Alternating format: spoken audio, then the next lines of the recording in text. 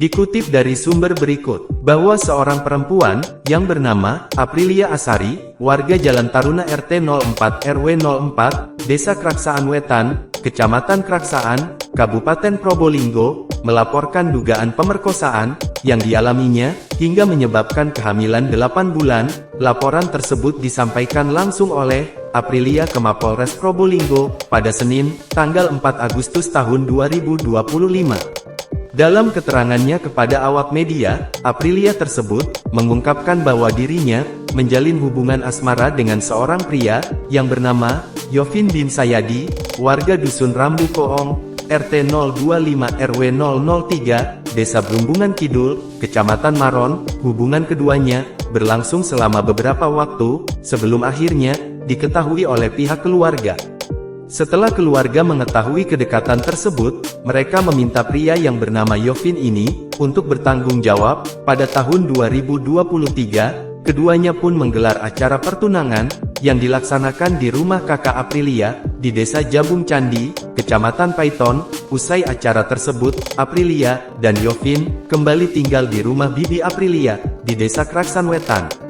Namun beberapa waktu setelah pertunangan, si Aprilia ini menyadari bahwa dirinya tengah hamil 1 bulan, dan dia pun segera memberitahu Yovin dan meminta agar hubungan mereka segera diresmikan melalui pernikahan.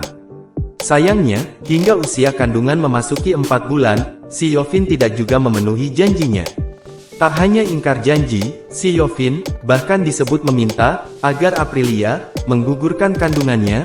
Permintaan tersebut ditolak mentah-mentah oleh Aprilia, dikarenakan si Aprilia mengatakan bahwa saat itu saya hampir bunuh diri, saya benar-benar tertekan, ungkapnya dengan suara bergetar. Kini, dengan usia kandungan yang telah mencapai 8 bulan, Aprilia dan keluarganya berharap ada tindakan tegas dari pihak berwajib. Mereka meminta agar pemerintah Kabupaten Probolinggo serta aparatur penegak hukum menindaklanjuti laporan ini secara serius. Senada dengan apa yang disampaikan oleh Linda, kakak Aprilia, kepada media, bahwa dia berkata begini, "Saya ingin keadilan, karena saya dan orang tua saya berharap perbuatan bejat Yovin mendapat hukuman yang setimpal," ujar kakak Aprilia, usai melaporkan kasus adiknya ke Polres Probolinggo. Adapun komentar tokoh masyarakat yang tidak mau menyebutkan namanya, beliau menyatakan bahwa kasus pencabulan harus ditangani dengan tegas oleh penegak hukum. Mereka berharap adanya ketegasan dalam menangani kasus seperti ini, agar hak-hak anak bangsa dapat terlindungi dan keadilan dapat ditegakkan. Mereka juga menekankan bahwa penegak hukum harus bertindak cepat dan transparan dalam menangani kasus pencabulan, agar masyarakat dapat merasa aman dan percaya bahwa hukum harus melindungi korban, terutama anak-anak yang menjadi korban pencabulan.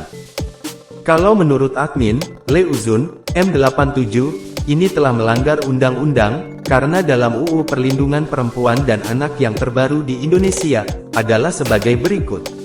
Undang-Undang Nomor 12 Tahun 2022 tentang Tindak Pidana Kekerasan Seksual, sebab undang-undang ini bertujuan untuk memberikan perlindungan hukum bagi perempuan dan anak dari kekerasan seksual, serta pemberdayaan perempuan dan perlindungan anak (PPPA), yakni perlindungan anak meliputi segala kegiatan untuk menjamin dan melindungi anak dari kekerasan, eksploitasi, dan diskriminasi, termasuk pelecehan serta kekerasan seksual, yang bertujuan agar anak dapat hidup, tumbuh, berkembang, dan berpartisipasi secara optimal, sesuai dengan harkat dan martabat kemanusiaan, karena telah diatur dalam Undang-Undang Nomor 23 Tahun 2002 tentang Perlindungan Anak, yang kemudian diubah menjadi UU Nomor 35 Tahun 2014, yang berbunyi sebagai berikut.